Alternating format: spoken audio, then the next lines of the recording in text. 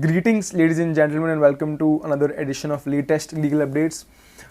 You've tuned into the official YouTube channel of Law Sisto, and for today's topic of learning, we're trying to understand the legalities of suicides in India. Suicides have been a hot topic of discussion in the news of late. However, an insight towards the laws has lacked in these discussions. By the course of this video, we'll try to make you understand of various laws and how they apply in the cases of suicides. We request our viewers to keep a legal criminal manual handy. At various instances, we'll be referring to our criminal manual, where I would give you a number of sections, a number of cases. I'll give you better insight towards an issue. This video will be a two-part video where we first explain you the laws and what are the lacunas in the laws. Secondly, we give you existing situations, existing cases which are a hot topic of discussion, and how we can understand them and use them with the laws and can get you some sort of a conclusion from our end. Thank you. Now, first understand suicides from the perspective of anyone who wants to study the law and anyone who wants to apply the laws pertaining to suicides. The anatomy of suicide is to be understood. I don't want you to look into the medical side of suicides and how they have to be treated. I want you to just understand the anatomy from a practical point of view, which means that suicide have two endings as logic plays out. One is a positive attempt. Now I have to call it a positive attempt despite being a suicide because that's what you call them. Second is of course a failed attempt. Positive attempt is one, but the person who achieves triumph in this endeavor. Second is of course the failed attempt. In both these classifications, section 309 is applied. Section 309 of the Indian Penal Code, which criminalizes suicides. Both the instances have different application of 309, different ramifications and repercussions. In the first instance, which is positive suicide, in which the person achieves triumph in the endeavor, with 309 we also apply various sections of the IPC which deal with abetment. These sections, if I have to cite them, are section 108, section 109, section 116, which broadly give you an insight of abetment laws. Abetment basically requires a different video, and we will definitely make a different video on abetment. However, if you have to understand abetment for the purpose of this video, understand it this way, that abetment basically means where a person is pushed to an extent wherein he or she has to commit a crime.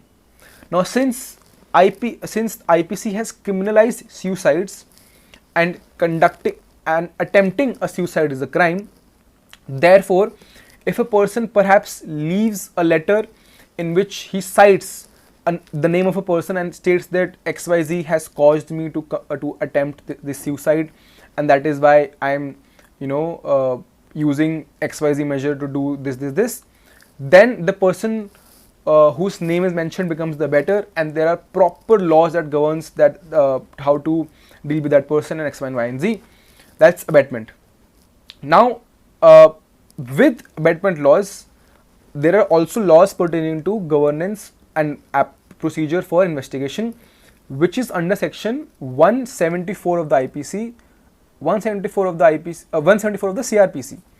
174 of the CRPC will make you give an insight of how investigation should be governed where unnatural death is concerned.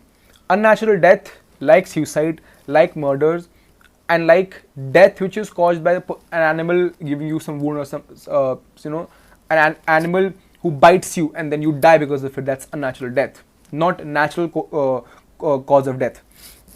Therefore, then investigation is different, which is governed under section 174 of the CRPC. This is first classification.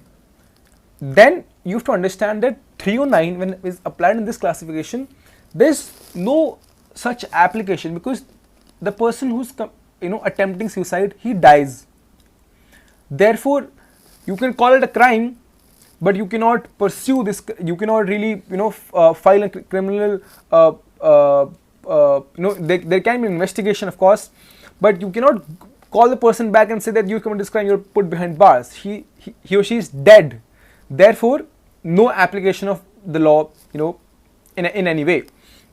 However, we come to the second classification, which is failed attempt. Now here comes the problem. The person tried to commit suicide, he failed, is now in some hospital, probably in severe and critical medical situation, but as per law has committed a crime. Therefore, as soon as the doctors deal with the person, quickly they call the police, a criminal investigation starts. Now, of course, a lot of discussion has been there. It has been documented that you have to criminalizing the entire issue is criminalizing suicide is wrong and X and Y and Z. However, the only law in concern is section 309. And if I have to understand the situation of suicidal laws in India and how both these classifications are governed, it's important to look into some case laws. And I quickly request our viewers to refer to the criminal manual or just open a Google tab and look into State versus Sanjay Kumar Bhatia, Division Bench of the Honorable High Court of Delhi. And what did they conclude? They stated that the entire continuance of Section 309 of the IPC is an anachronism unworthy of a human society like ours. When I quote, I should also mention that they said that the provision like Section 309 of the IPC has no justification, has no right to continue to remain on the statute book, which means that it has been that the Section 309 its continuance is been frowned upon. Therefore, in 2017, finally, we passed the Mental Health Care Act. As per various legal pundits, as per various experts, decriminalized suicides. Let me give you the exact section 115 of the Mental Health Care Act. Mental Health Care Act section 115 states, notwithstanding anything contained in section 309 of the Indian Penal Code, any person who attempts to commit suicide shall be presumed, unless proved otherwise, to have severe stress and shall not be tried and punished under the said code. Even after a fair reading, we can say that this decriminalizes suicides, but that's not the case.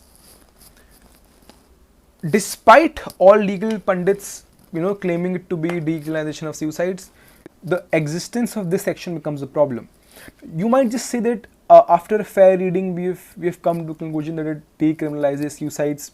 However, when there is existence of section 309 of the IPC, which, by the way, till date exists, there hasn't been any amendment, no changes, it has been removed, nothing. With that, there is also existence of Mental Health Care Act 2017, section 115. Both these laws, which are absolutely parallel, are in existence. Therefore, which one supersedes the other one, nobody can clarify. Now, let us understand what is the practical application of both these sections. After conducting various interviews with lot of individuals who are part of this field, lawyers, and members who are part of various active investigations, various suicides are concerned, officers of the police department as well, we have come to the conclusion that they have stated at various instances that police isn't well equipped with the knowledge of application of 115. And they've also stated that how do you make the police understand of the fact that MHCA 115 exists, but at the same time section 309 of the IPC also exists. Therefore, they are perplexed that which section do we apply, because both of them are in existence. That's also there.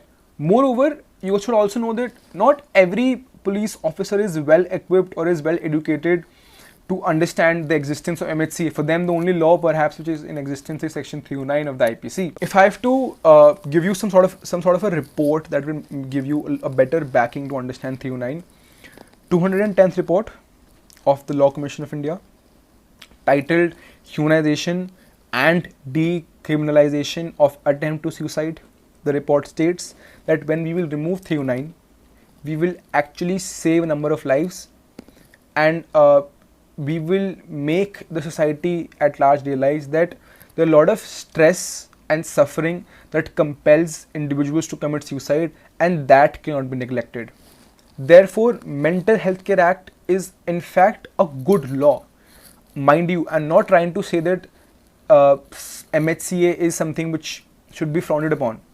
What should be frowned upon its application, and lawmakers should understand how should we apply this law with the existence of 309, and should give us a clarity of of the entire issue, because a gray area is being created.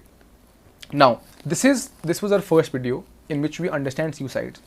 I've given you all laws. I've made you understand of and I've mentioned various lacunas in the laws. In our second part of this video, we'll make you understand and give you certain existing cases.